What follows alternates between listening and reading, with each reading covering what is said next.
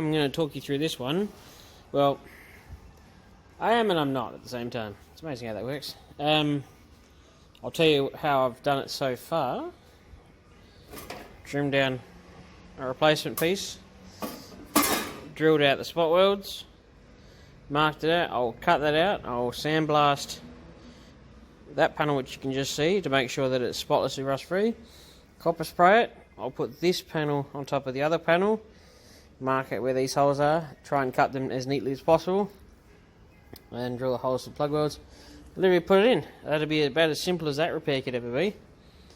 And then when it comes time to do this one, I'll have to cut a section of this quarter panel off, because that piece comes up and is spot welded through here, so it's obviously going to be rusty behind there. And that's basically just a right angle with a slight curve in it, so that's not too hard. That's fairly straightforward. That's just a flat piece right there, and that's just a right angle fold, shrunk to curve, and then cut and weld and clean up inside it and whatnot, and fix up the holes in the sill panel. And then obviously move on to there, another right angle with a shrink and a stretch to fold it around a corner, and then we get to cut open there, and I'm assuming most of the inside of there will be stuffed, as by evident by this kind of, you know, hole related area. Yeah, fun. Oh well, you know, still think, I mean, you do fix these cars, but you know, this car was offered to me actually not that long ago for 30 grand as it sits with all the panels. I thought, yeah, and then looking at it going, nah, be real, come on, it's full of rust. Yes, it's a Falcon coupe, but come on, it'd cost you, if you went, so our crash shop, my one that I run, Graham's Restorations, we only charge $60 an hour because we're such a small shop. We don't have many overheads, so the price is really low for resto work. I know several shops that are 120 plus an hour.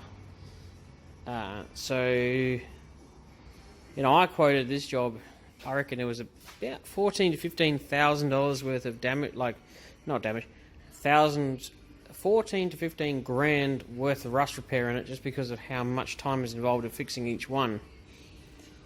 And imagine double that at a crash shop, see what you're at. So let's just put it this way. If you bought this car for 30 grand and then you had to pay another 30 grand just to have the body rust free, you're at 60 grand. You know, you can buy these cars turnkey that are drivers for, you know, around that money. And that's, you're at 60 grand before you even finish the motor, the driveline, the interior, actually even put the paint on the thing. You know, it's just, realistically, I'd say this car's value, you bring everybody down to the real world, I'd be surprised if this car would be worth 10 grand. I mean, considering that's where you need to be to not be miles in the hole by the time it's done. I just think some people have such horrifically unrealistic ideas of these cars' values. People need to actually come back down to reality where, you know, most of us live. You know, they're not worth a packet. They're going to cost you a packet to fix.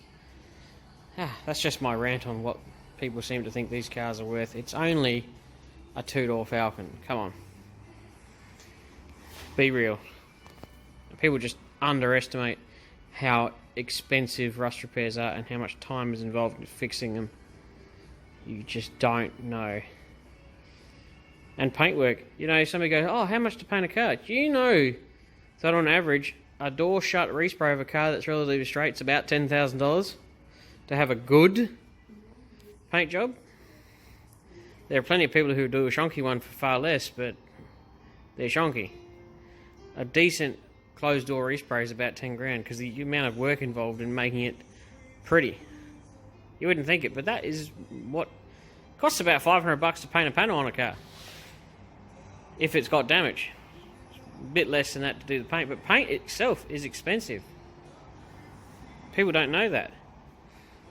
But yes, that's my little rant about the restoration game and paint and panel and stuff like that. It's just people don't do enough research, I don't think.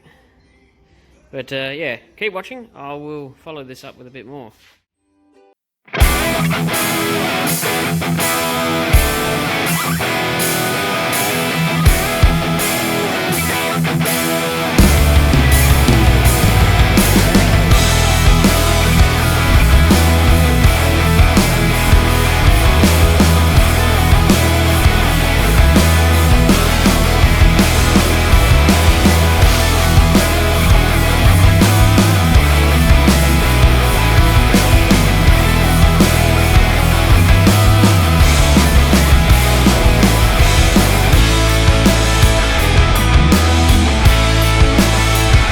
Little hard to see, but if you want to know what the inside of these panels look like, there you go.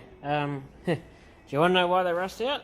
We'll just look up here, and we have a window, and then you got a gaping hole, and then another panel welded to it, and nothing in between them.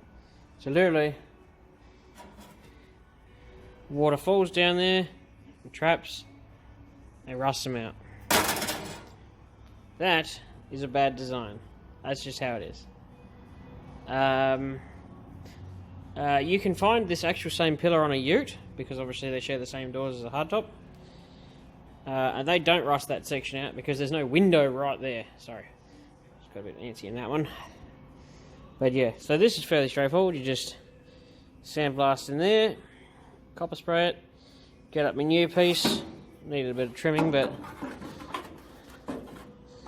yeah, something like that. And then weld it in. And then when you weld it in, after you're done and all the things, before you drive the car, you fish oil and seal up the car like you wouldn't believe. The factory never does any of this stuff. That's why they don't last. But of course, the factory didn't expect them to last 40 to 50 years, did they? All they got to do is outlive their warranty. So yeah, that's the inside of that. We'll get that welded in and I'll do a follow-up when it's all done. Okay, we've made some progress. A little follow-up. If you see the camera footage flashing, it's because I've used LED lights and it seems the camera doesn't like it. But that's out. The new piece is made. I'm using my Sandblaster, which is one of these ones. You fill that full of sand and it runs off compressed air.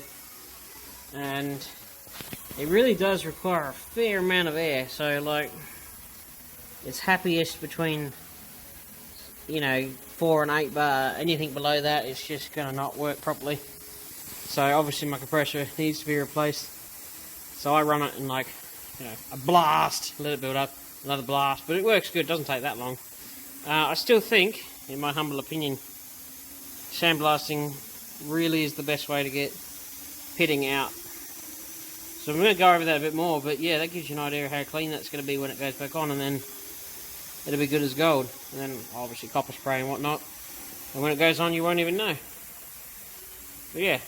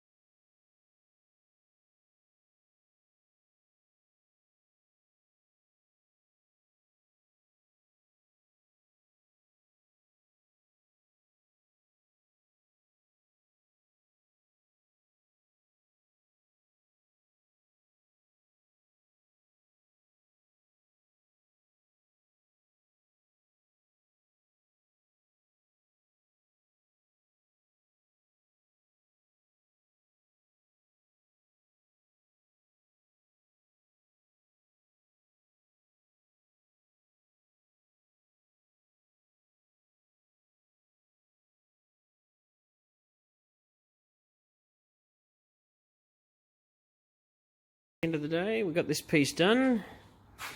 In, looking good, ground down. I'm just going to coat that with etch primer. I know there'd be a few people going, "Oh, ProTech, that's the worst stuff," but it's all relative. I actually think it's really good stuff. But yes, there we have it. One little bit done.